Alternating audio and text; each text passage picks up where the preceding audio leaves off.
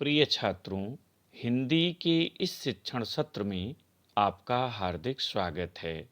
आज हम गद्य खंड के अंतर्गत आचरण की सभ्यता निबंध पाठ के 18वें एवं अंतिम भाग का अध्ययन करेंगे।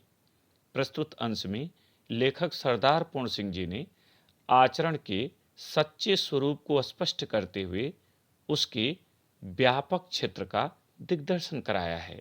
गद्यांश देखें। आचरण की सभ्यता का देश ही निराला है। उसमें न शारीरिक झगड़े हैं, न मानसिक, न आध्यात्मिक, न उसमें विद्रोह है, न जंग ही का नामो निशान है, और न वहां कोई ऊंचा है न नीचा। कठिन शब्दों का अर्थ और व्याख्या एक साथ देखें। निराला, निराला माने अलग तरह का। विद्रोह माने संघर्ष। जंग, जंग माने युद्ध। व्याख्या देखें। लेखक सरदार पूर्ण सिंह जी कहते हैं कि आचरण की सभ्यता का देश कुछ अलग तरह का है। वहां का वातावरण ही निराले ढंग का होता है। वहां पर भौतिक जगत जैसा न तो शारीरिक झगड़े हैं, न मानसिक और न ही आध्यात्मिक, अर्थात वहां इस तरह का कोई संघर्ष नहीं होता। वहां पर न तो कोई ऊंचा है और न ही कोई नीचा है, अर्थात सभी को वहां बराबर सम्मान मिलता है। यही कारण है कि उसमें न तो विद्रोह और युद्ध को स्थान मिलता है और न उसमें ऊंच नीच की भावना पर आधारित भेदभाव के दर्शन होते हैं। न कोई वहां धनवान है और न कोई वहां निर्धन। वहां प्रकृति का नाम नहीं, वहां तो प्रेम और एकता का अखंड राज्य रहता है। लेखक कहता है कि वहां धनी और निर्धन इस विचारधारा पर आधारित भेदभाव को कोई स्थान नहीं मिलता। वहां कोई धनी नहीं है, कोई निर्धन नहीं है। साथ ही वहां पर रहने वाले लोग प्रेम पूर्वक रहते हैं। उनमें अपने हृदय में पवित्रता का भाव होता है, इसलिए वहां पर प्रेम का अखंड राज्य होता है। वह कभी नष्ट नहीं होता, विचलित नहीं होता। जिस समय आचरण की सभ्यता संसार में आती है, उस समय नीले आकाश से मनुष्य को वेद धुन सुनाई देती है। नर नारी पुष्पोत खिलते जाते हैं।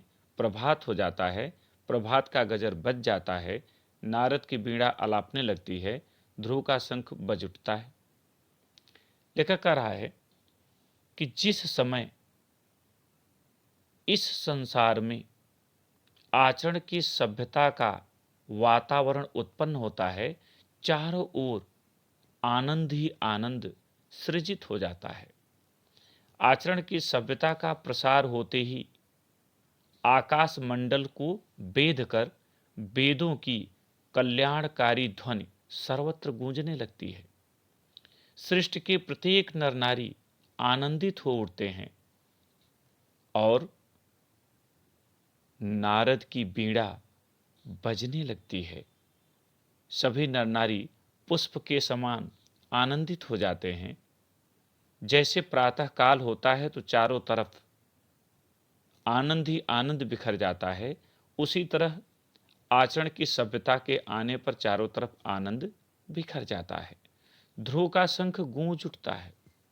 लेखक कहता है कि ध्रुव का शंख बजने लगता है, प्रहलाद का नृत्य होता है, शिव का डमरू बजता है, कृष्ण की बांसुरी धुन प्रारंभ हो जाती है।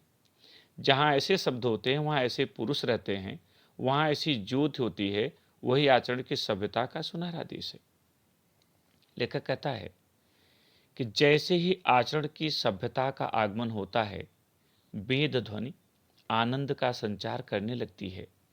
नारद की बीड़ा बजने लगती है, ध्रुव के शंख की मधुर ध्वनि सुनाई देने लगती है। प्रहलाद का नृत्य उल्लास का संचार कर देता है। भगवान शिव का डमरू रोमांच उत्पन्न कर देता है। श्री कृष्ण की बंसी प्रेम का संदेश देने लगती है। जहां पर ये शब्द होते हैं, जहाँ पर ऐसे महापुरुष रहते हैं वही आचरण का सुनहला देश है, वहाँ आनंद ही आनंद है। वही देश मनुष्य का स्वदेश है, जब तक घर न पहुँच जाए सोना अच्छा नहीं। लेखक कहता है कि वही प्रत्येक व्यक्ति का अपना देश है, अन्यथा जहाँ पर ऐसा वातावरण नहीं है, हम स्वदेश में रहते हुए मानो विदेश में रहते हैं। इसलिए जब तक ऐसे स्थान पर पहुँच न जाएं, अर्थात अपने देश को जब तक इस ऊंचाई तक न ले आएं, तब तक हमारा सोना अर्थात केवल अपने तक जीवित रहना उचित नहीं। चाहे वेदों में, इंजील में, चाहे कुरान में, चाहे त्रिपिटक में, चाहे इस स्थान में, चाहे उस स्थान में, कहीं भी सोना अच्छा नहीं। लेखक कहता है चाहे वेदों की बात हो, चाहे इंजील धर्म ग्रंथ ईसाइयों का, कुरान धर्म ग्रंथ इस्लाम अनुयायियों का, त्रिपिटक धर्म ग्रंथ बौद्धों का, चाहे जो हो, हमें उसमें विश्राम नहीं करना है, सोना नहीं है। अर्थात उन्हें पढ़कर केवल आनंदित नहीं होना है, बल्कि कठोर श्रम करके अपने देश को उस ऊंचाई तक ले जाना है। लेखक आगे कहता है कि आलस्य मृत्यु है। लेख तो पेड़ों के चित्र सदृश होते हैं, पेड़ तो होते ही नहीं जो फल लावे। लेखक ने यह चित्र इसलिए भेजा है कि सरस्वती में चित्र को देखकर शायद कोई असली पेड़ को जाकर देखने का यत्न करे। लेखक कहता है कि आलस्य ही मृत्यु है। जब व्यक्ति आलस में पड़ जाता है तो मानिए कि उसकी मृत्यु हो गई। लेख तो पेड़ों के समान होते हैं, और ये पेड़ तो होते नहीं कि फल लाएं, ये पेड़ों जैसे होते हैं, इसलिए इनसे फल तो नहीं मिल सकता। लेकिन यह चित्र सरस्वती में लेखक ने इसलिए भेजा है, सरस्वती पत्रिका में छपने के लिए लेखक ने इसलिए भेजा है कि शायद इसे देखकर, इसे पढ़कर कोई असली पेड़ को खोजने का यत्न करे, अर्थात आचरण के उस वृक्ष को खोजे जिसके फल से संसार में सर्वत्र आनंद ही आनंद फैल जाए। और यदि ऐसा हो सका तो लेखक का प्रयास सार्थक हो जाएगा। इसलिए लेखक कहता है कि मुझे उम्मीद है कि इसे पढ़कर, सुनकर, देखकर शायद कोई जाकर असली माने वास्तविक पेड़ को खोजने का प्रयत्न करेगा। इस पर आधारित प्रश्नोत्तर देखें। पहला, प्रस्तुत गद्यांश का शीर्षक तथा लेखक का नाम लिखिए। उत्तर, प्रस्तुत गद्यांश का शीर्षक आचरण की सभ्यता तथा लेखक का नाम सरदार पूर्ण सिंह है। दूसरा प्रश्न, रेखांकित अंश की व्याख्या कीजिए। और यहाँ रेखांकित अंश है, आचरण की सभ्यता का देश ही निराला है, उसमें न शारीरिक झगड़े हैं, न मानसिक, न आध्यात्मिक, न उसमें विद्रोह है, न जंग ही का नामो निशान है, और न वहाँ कोई ऊंचा है न नीचा। उत्तर, लेखक सरदार पूर्ण सिंह जी कहते हैं कि जिस क्षेत्र में आचरण की सभ्यता विकसित होती है, वहाँ का वातावरण अलग तरह का होता है। वहाँ भौतिक जगत की तरह शारीरिक, मानसिक एवं आध्यात्मिक संघर्ष नहीं होते।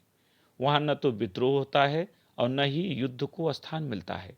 इतना ही नहीं, वहाँ ऊंच नीच पर आधारित भेदभाव के भी दर्शन नहीं होते, क्योंकि वहाँ का वातावरण ही निराला होता है। तीसरा प्रश्न, आचरण की सभ्यता का देश कैसा है? उत्तर, आचरण की सभ्यता का देश निराला है, क्योंकि इसमें किसी भी तरह की शारीरिक, मानसिक एवं आध्यात्मिक संघर्ष नहीं होते, और न ही जातिगत अथवा आर्थिक भेदभाव ही होते हैं। चौथा प्रश्न, प्रस्तुत अवतरण में आलस्य को क्या बताया गया है? उत्तर, प्रस्तुत अवतरण में आलस्य को मृत्यु बताया गया है, क्योंकि आलसी व्यक्ति सभी सुखों से रहित होकर मृतक तुल्य हो जाता है। पांचवा और अंतिम प्रश्न, आचरण की सभ्यता के संसार में आने का क्या परिणाम होता है? उत्तर, आचरण की सभ्यता के संसार में आने का यह परिणाम होता है कि संसार में सर्वत्र वेदों की पवित्र ध्वनि सुनाई पड़ने लगती है, सर्वत्र आनंद का साम्राज्य हो जाता है। मुझे उम्मीद है कि आपने इस पाठ को अच्छी तरह से समझ लिया होगा। एक नए पाठ के साथ फिर मिलेंगे। बहुत बहुत धन्यवाद।